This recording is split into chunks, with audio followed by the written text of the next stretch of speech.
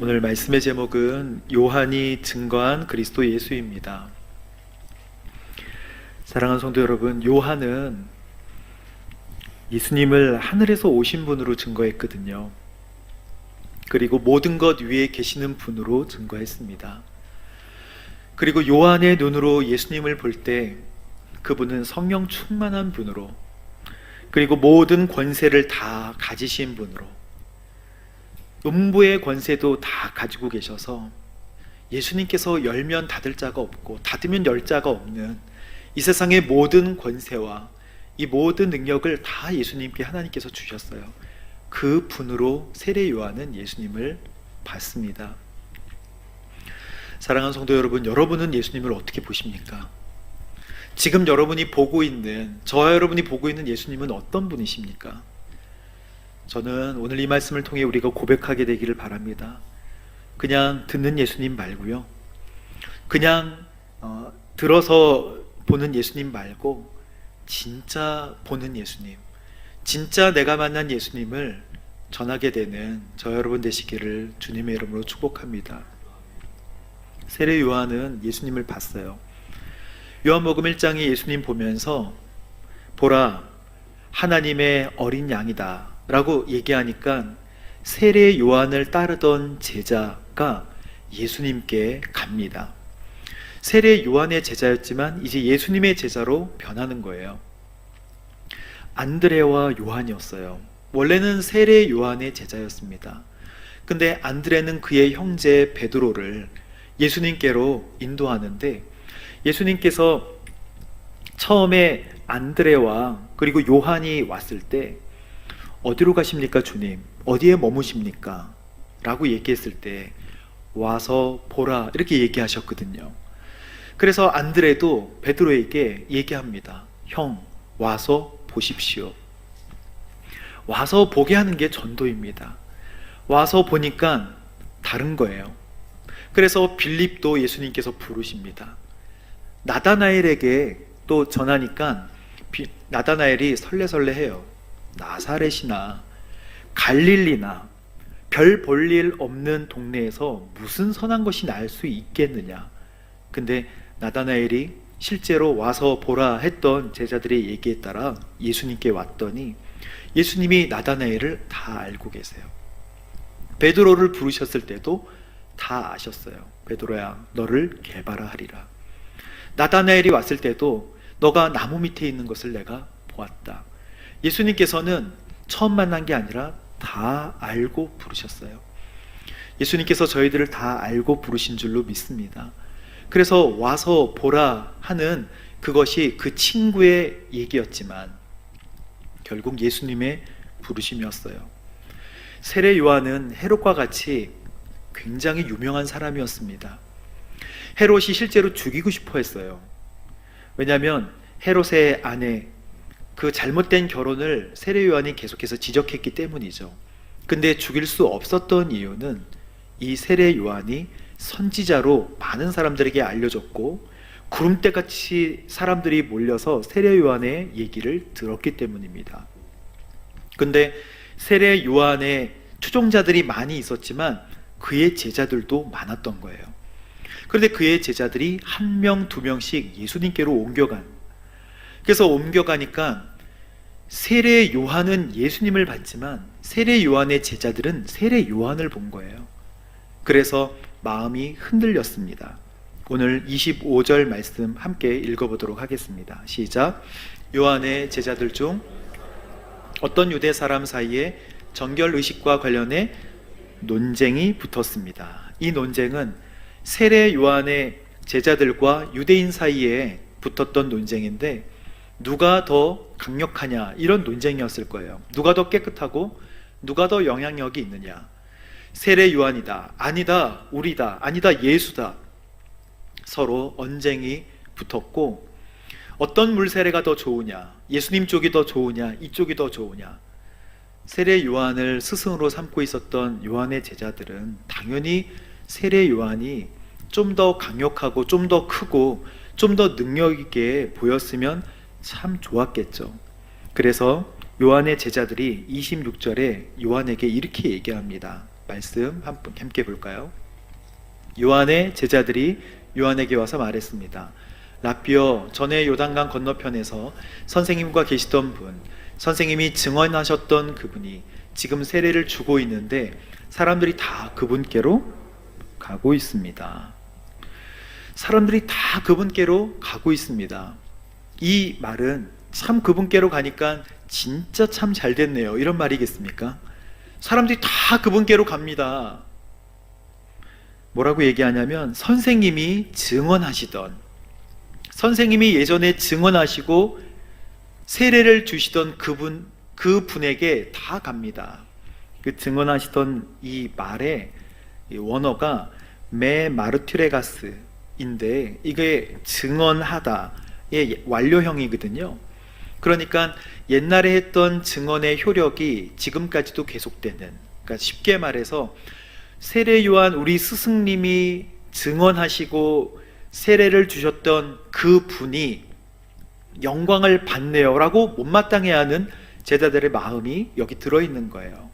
그래서 마음속에, 제자들의 마음속에 시기 그리고 질투하는 마음이 일어났다는 것입니다. 사랑하는 여러분, 우리가 사역할 때 시기하는 마음과 질투하는 마음은 왜 일어나나요? 스승은 예수님을 보지만 따르는 사람은 다른 것을 볼 수 있기 때문에 그래요. 다 예수님을 바라보게 되기를 주님의 이름으로 축복합니다. 시기와 질투는 사실 아무도 이야기하지 않는 죄예요. 누구도 그 사람의 시기와 질투에 대해서 이야기하지 않습니다. 사막의 수도사라고 불리우는 이 수도원들, 이 수도생들에게 이겨낼 수 없고 잘 스스로 극복할 수 없는 죄악을 7대 죄악으로 정리를 한 게 있는데 그 7대 죄악 중에 7가지가 교만, 시기, 탐욕, 그리고 탐식, 먹는 거죠. 분노, 그리고 정욕, 나태, 이렇게 7가지가 있는데 이 시기는 2번째에 들어가요. 이 시기의 별명은 녹색 눈의 괴수입니다. 왜 녹색 눈일까요? 이 녹색 과일, 익지도 않은 과일을 먹으면 여기서 떫을 뿐 아니라 속으로 들어가도 쓰린 거예요. 그래서 녹색 과일을 먹는 것 같이 이 시기심은 이 안에서 작용한다는 거예요. 그래서 녹색 눈의 괴물이라고 하는 이 시기심이 누구도 이야기하지 않지만 누구도 자유로울 수 없는 우리 모두의 문제라는 것입니다. 우리 대부분이 짓는 죄예요. 시기는 다른 사람의 소유에 대한 탐심을 이야기하고, 질투는 자기의 소유를 잃을까봐 두려워하는 마음을 질투라고 합니다. 시기가 탐내는 마음이라면 질투는 그 사람이 상처받기 바라는 마음이에요. 시기가 다른 사람의 재능이나 은사를 부러워하는 것이라면 질투는 그 사람이 가진 것을 잃어버렸으면 하는 마음이에요. 좀 더 공격적인 마음이죠. 좀 더 쉽게 얘기하면 시기는 친구처럼 나도 새 집에서 살고 싶어 라고 하는 마음이라면 질투는 그 친구가 가진 집이 불탔으면 좋겠어 라고 하는 마음입니다. 사랑하는 여러분, 우리가 이런 마음에서 자유로울 수 있다라고 누가 얘기할 수 있겠습니까? 질투, 시기, 이런 마음에 빠지지 말아야 되는데 이거는 먼 데서 일어나는 것이 아니라는 거예요. 시기와 질투는 먼 데서 일어나는 게 아니라 다 나와 가까이 있는 이웃 사이, 동료 사이에서 일어나는 것입니다. 그래서 모두가 짓기 때문에 괜찮냐? 하나님께서 주신 10가지 계명의 마지막 계명이 내 이웃의 소유를 탐내지 마라 하는 그 말씀은 내 이웃의 소유, 종이나 또는 모든 물건이나 그의 아내까지 다 탐하지 말라는 하나님의 말씀이죠. 그래서 정당할 수 없다는 것입니다. 그래서 이 시기 그리고 이 질투가 표출되기 전에 잡아야 되는 거예요. 어느 시점에 시기가 질투로 변할까요? 시기하는 마음을 없앨 수는 없어요. 머릿속에 지나가는 모든 죄악들을 우리는 없앨 수는 없습니다. 하지만 머리 위로 날아다니는 새가 머리 위로 둥지를 틀지 못하게 하듯이 머릿속에서 지나가는 이 시기를 잡아다가 마음속에 심어서는 안 된다는 것이죠. 그래서 이것을 심고 열매를 내기까지 시간을 두지 말고 나사렛 예수 그리스도의 이름으로 물리치시기 바랍니다. 잠언 24장 17절 말씀에는 내 원수가 넘어질 때 즐거워하지 말며 그가 엎드러질 때 마음 기뻐하지 말라 말씀하고 있고, 또 14장 30절에 보면 평온한 마음은 육체의 생명이 되지만 질투심은 뼈를 썩게 만든다. 제가 예전에 초등학교 6학년인가 중학교 1학년 때 집에서 TV를 보고 있는데 어머님이 부엌에서 이게 음식을 만들고 계셨어요. 도마 소리가 딱딱딱딱딱 나는 게 아직도 기억이 나요. 그러면서 한마디 하시는데 그 쌀집 딸이 방언받았대더라 이렇게 말씀하시는 거예요. 그때 그 유행이었거든요, 방언이. 그래서 제가 TV를 보다가 뭐라고요? 이렇게 얘기했어요. 뭐라고요? 아니 그 쌀집 딸이 기도하다가 방언받았대더라. 그래서 제가 물어봤어요. 어떻게 받았는데요? 나무 뿌리 잡고 기도했다더라 그렇게 얘기하시는 거예요. 저랑 대면해서 얘기하신 것도 아니었어요. 근데 그 순간에 마음속에 불같이 뭐가 일어나는 거예요. 방언을 받아? 형제 쌀상의 그 딸이? 그러면서 제가, 저희 아버지는 이제 여행사를 예전에 하셨는데 그래서 제가 어렸을 때는 참 자랑스러웠어요, 아버지가. 나중에는 망하셨지만 IMF 때 어려워지셨지만 그 형제 쌀상회, 그 이름은 기억이 안 나는데 형제 쌀상이라는 게 기억이 나요. 그 딸이 저랑 저 1년 밑에 이제 친구거든요. 방언을 받았다는 거예요. 그래서 제가 방언 받느라, 그래요? 그럼 저도 기도해야겠네요. 이런 마음을 가지고 악착같이 방언을 받으려고 정말 힘과 애를 썼어요. 하나님의 은혜와는 관계없이 나보다 어린 친구가 방언을 받아? 그래서 저도 수련회 때마다 열심히 기도를 했어요. 정말 무릎이 까지도록, 옛날에 그 모노륨 장판 노란 거 있잖아요. 기도하다 보면 거기 쭉쭉 미끄러지면서 기도를 합니다. 땀이 나니까. 그래서 열심히 기도하다가 방언을 도대체 어떻게 받는 거예요. 막 제가 열심히 수련회 때 기도를 하는데 선생님이 제 귀에 대고 방언을 가르쳐 준다고 코카콜라를 막 외치라는 거예요. 코카콜라. 그래서 제가 받았는지 안 받았는지도 모르고, 아 받았구나, 코카콜라가 나오는 거 보니까, 뭐 이러면서 제가 중학교 시절을 보냈던 때도 있었어요. 어쨌든 하나님께서 주시는 방언의 은사 외에 어떤 은사도 다 마찬가지죠. 주님께서 어떻게 주시는 거예요? 교회를 든든하게, 공동체를 든든하게 세우라고 하나님의 은사를 주시는 거예요. 방언도 신앙의 연수가 어느 정도 차면 뭐 이렇게 주어지는 게 아니고요. 은사에 관한 하나님의 말씀을 읽어보면 성령님의 인도하심에 따라 필요에 따라 주시는 거예요. 그러니 장로님이든 권사님이든 안소집사님이든 우리가 그래서 계급같이 생각하고 있지만 그거와 관계없이 하나님은 필요하면 주시는 거예요. 그래서 내가 방언을 못한다, 어떤 은사가 없다, 병 고치는 은사가 없다, 낙심하지 마십시오. 성령 충만하면 성령님이 알맞게 주실 줄 믿습니다. 우리는 뭔가 뒤집어지는 은사만 생각하지만 성령은 은사를 주시는데 그것은 재능과 달란트를 의미하는 거거든요. 그 재능과 달란트는 사용하라고 주시는 거예요. 근데 맺혀지는 은사가 있어요. 성령의 열매 아닙니까? 사랑과 희락, 화평, 오래 참음, 자비, 양성, 충성, 온유, 심지어는 절제까지도 성령께서 주시면 은사 아니고 그것을 풍성하게 맺어서 다른 사람이 내게 오면 과일을 먹는 것 같이 달콤함과 시원함을 느끼게 만들어주는 것도 하나님의 역사인 줄로 믿습니다. 그러니 이 질투를 극복하는 방법은 성령 충만한 방법밖에 없는 거예요. 그래서 이 제자들은 여전히 시기하심과 또 질투하는 마음이 생겼겠죠. 그래서 27절에 이렇게 이야기를 합니다. 이 말에 요한이 대답했습니다. 하늘에서 주시지 않으면 사람은 아무것도 어떻게 된다고요?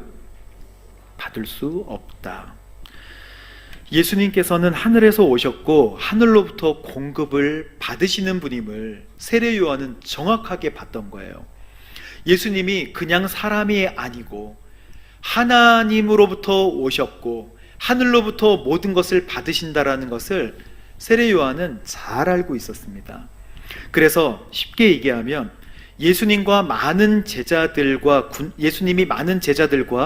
군중들을 얻고 있으면 그것은 나에게 있던 군중들을 빼앗아간 것, 내게 있던 제자들을 빼앗아간 것이 아니라 하나님께서 그에게 사람들을 붙여주신 것이다 라고 하는 성숙한 믿음을 가지고 있었어요. 이건 하나님 주권의 믿음입니다. 그래서 하나님께서 주시지 않으면 사람이 그렇게 있을 수 없고 하나님께서 허락하지 않으면 그 사람의 부흥도, 영적 부흥도 일어날 수 없다라고 하는 이 믿음을 세례 요한이 가졌잖아요. 저 여러분도 이런 믿음을 가지게 되기를 주님의 이름으로 축복합니다.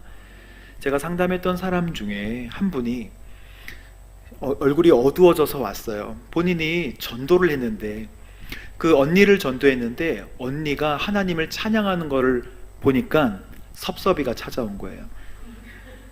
언니가 하나님을 깊이 만나니까 섭섭한 거예요. 누구에게 섭섭해요? 하나님께 섭섭하다는 거예요. 왜 내가 기도할 때는 이렇게 부어주시지 않으면서 언니를 보니까 언니에게 하나님의 은혜와 은사를 많이 부어주시는 것을 보고 섭섭하다는 거예요. 그리고 하나님은 왜 나에게 주실 사랑을 그 언니에게 주시는가 라고 이야기를 하시더라고요. 제가 말씀드렸어요. 자매님, 정말 하나님의 성품과 속성을 잘 모르시는 거예요. 하나님은 완전한 성품을 가지고 계시잖아요. 그렇죠? 완벽하세요. 사람의 사랑은 부족합니다. 누구를 사랑하면 사랑이 나뉘게 되죠. 그래서 당신도 사랑해 라고 이야기하면 아내가 싫어하잖아요. 나만 사랑해야지. 사람의 사랑은 하나만 사랑할 수 있어요. 그리고 여러 사람을 사랑하면 사랑이 분산되는데 하나님의 완전한 사랑은 우리 세상에 나 혼자만 있는 것처럼, 이 우주에 나 혼자만 있는 것처럼 사랑하시는 그 사랑으로 나를 사랑하실 수 있는 분이세요. 하나님의 지식에 있어서 완전하다는 것은 이 세상의 모든 나비의 숫자나 개미의 숫자도 빠짐없이 다 아신다는 것입니다. 하나님의 완전히 아신다는 뜻은 여기 계신 모든 분들의 머리카락 숫자도 다 아시고 계시다는 거예요. 그런 제가 이렇게 머리숱만이 없지만 쓰다듬었을 때 머리가 또 하나 빠졌네. 이렇게 빠졌을 때도 몇 개가 빠졌구나, 총 양에서 몇 개가 줄었구나. 주님께서 아실까요? 모르실까요? 아세요. 우리는 이해할 수 없지만 이게 하나님의 완전하심이에요. 이걸 모르면 하나님의 절대 주권도 인정하기가 어려운 거예요. 하나님이 모든 것을 다스리고 통치하신다. 그 하나님이 예수님께 권능을 주시고 열면 닫을 자가 없고 닫으면 열 자가 없다. 이것을 고백할 수 없는 것이죠. 그래서 28절, 29절, 30절 말씀을 함께 읽어보도록 하겠습니다. 시작. 내가 전에 나는 그리스도가 아니고 그분보다 앞서 보내심을 받은 사람이다 라고 한 말을 증언할 사람들은 바로 너희다. 신부를 얻는 자는 신랑이다. 그러나 신랑은 기다렸다가 신랑의 음성을 들으면 그 음성으로 인해 매우 기뻐한다. 나는 이런 기쁨으로 충만하다. 그분은 흥해야 하고 나는 쇠해야 한다. 요한이 만났던 예수님은 어떤 예수님입니까? 이런 예수님이에요. 그분은 흥해야 되고 나는 없어져야 된다. 그래서 광야에 외치는 소리같이 있었다가 사라지지만 메시지만 남기고 없어지는 것이죠. 요한은 나는 그리스도가 아니다라고 분명히 얘기를 했습니다. 나는 그리스도가 아니고 예수님을 증거하는, 그분보다 조금 더 앞서 와서 그분에 대해서 증거하는 사람이다. 그래서 예수님께서 요한을 칭찬하시기를 마태복음 11장 11절에 여인에게서 난 자보다 이보다 큰 사람이 없다. 왜 그렇게 칭찬을 받았을까요? 나는 죽고 예수로 사는 사람 아니겠습니까? 나는 죽고 예수로 사는 사람. 그러나 우리 모두는 다 그렇게 부르심을 받았어요. 갈라디아서 2장 20절 말씀같이 내가 그리스도와 함께 십자가에 못 박혔기 때문에 이제는 나로 사는 것이 아니라 예수님으로 사는 거예요. 그러나 안타깝게도 우리는 연약합니다. 이제 요한복음 3장이지만 20장에 가면 예수님이 돌아가시거든요. 근데 예수님이 돌아가신 이후에 예수님과 함께 지냈던 제자들은 어떻게 변했을까요? 강하고 담대한 믿음으로 이제 스승과 같이 우리도 나아가서 복음을 전하자라고 하지 않았어요. 20장에는 문을 꼭 틀어 잠그고 누가 올까봐, 누가 와요? 유대인들을 두려워했다고 성경에 나와 있지 않습니까? 예수를 모함해서 죽였던 그 유대인들이 예수님을 따랐던 제자들 우리도 찾아내요. 십자가에 못 박을까봐 두려워했다는 것이죠. 그래서 꽁꽁 문을 잠그고 모여 있었는데 부활하신 예수님께서 그 제자들을 찾아오시는 장면이 요한복음 20장에 나옵니다. 예수님 뭐라고 말씀하시냐면 딱 찾아오셔서 문을 꼭꼭 잠궜는데 어떻게 오실까요? 부활한 몸으로 문을 통과하셔서 이렇게 말씀하세요. 너희에게 평강이 있을지어다.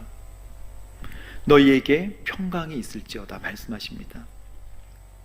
그리고 예수님의 제자들에게 손과 옆구리를 보여주시면서 만져보아라. 이 모습을 본 제자들이 엄청나게 기뻐했어요. 예수님 살아나셨구나.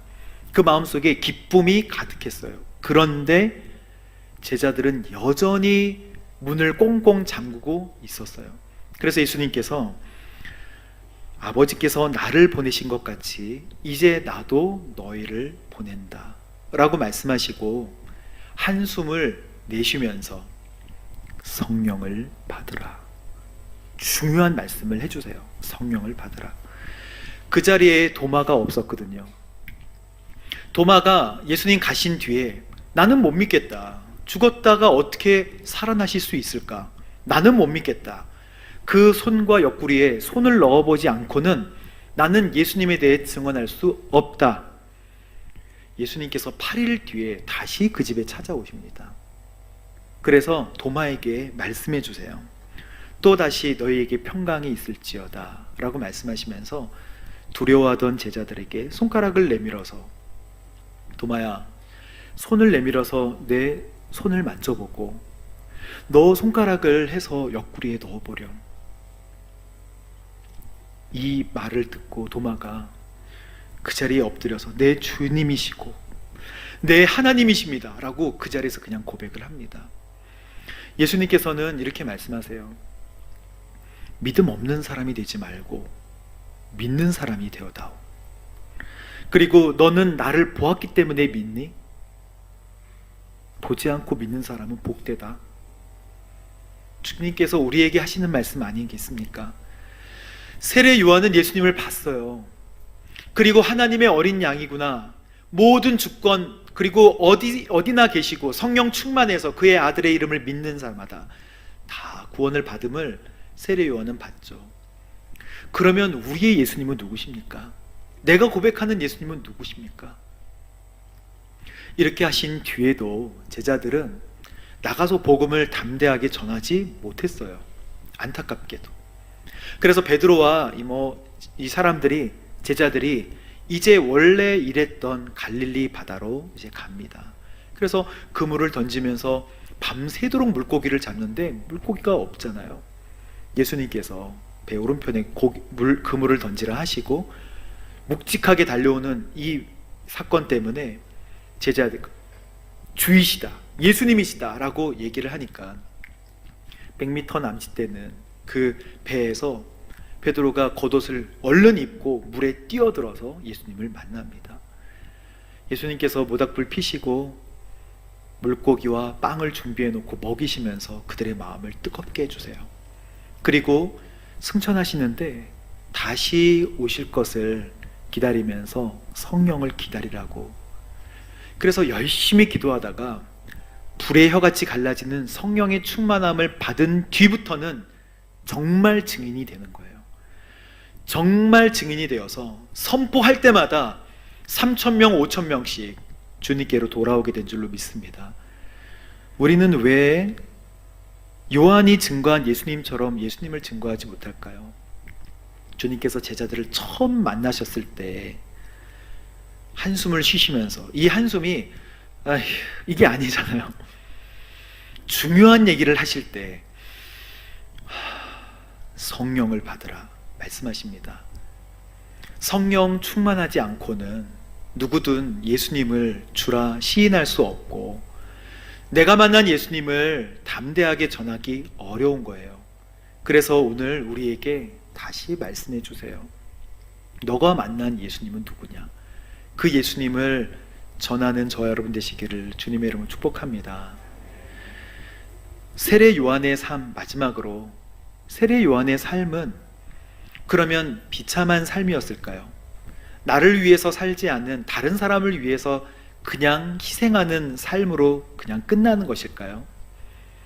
그냥 그의 삶은 다른 사람을 위해서 존재했던 그 무대의 사회자 같은 삶이었을까요? 들러리였나요? 여러분, 혹시 그런 마음이 들더라도 이 말씀을 한번 기억해 보십시오. 디모데후서 2장 20절 말씀. 큰 집에는 금그릇, 은그릇뿐 아니라 나무그릇과 질그릇도 있어서 어떤 것은 귀하게 사용되고 어떤 것은 막 사용되기도 하죠. 21절 말씀을 함께 읽겠습니다.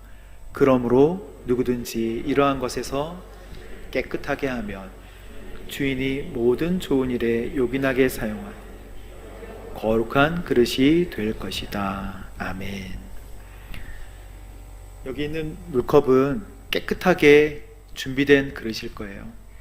강대상 위에 올랐다고 해서 멋있게 보인다고 해서 깨끗하게 쓰임을 받겠지만, 종이컵이라고 해도 그 안이 깨끗하게 비워져 있으면 얼마 사용하지 못하고 구겨져서 버리는 그릇이라 하여도 하나님께서 귀하게 사용하신다는 것입니다. 좋은 그릇이라고 해도 속이 비어져 있거나 더러워져 있거나 뭐가 묻어 있으면 주인의 쓰시기에 어렵다는 것입니다. 사랑하는 여러분, 세례 요한이 예수님을 봤죠. 우리도 예수님을 그대로 바라보기를 원합니다. 우리의 사역하는 예배드리는 환경들은 다 다르겠지만 주님을 보고 깨끗하게 비워져서 주님의 쓰시기에 합당한 거룩한 삶을 살아가게 되기를 주님의 이름으로 축복합니다. 함께 기도하겠습니다. 하나님, 감사합니다. 세례 요한이 증거했던 예수 그리스도, 하나님, 이제는 내가 만난 예수님을, 그리고 내가 체험하고 내가 얘기하고 동행하는 예수님을 전하기를 원합니다. 하나님, 역사하여 주셔서 성령으로 알게 하여 주시고 성령님으로 말미암아 전파하고 증거하는 거룩한 저희들이 될 수 있도록 인도하여 주옵소서. 예수님의 이름으로 기도합니다.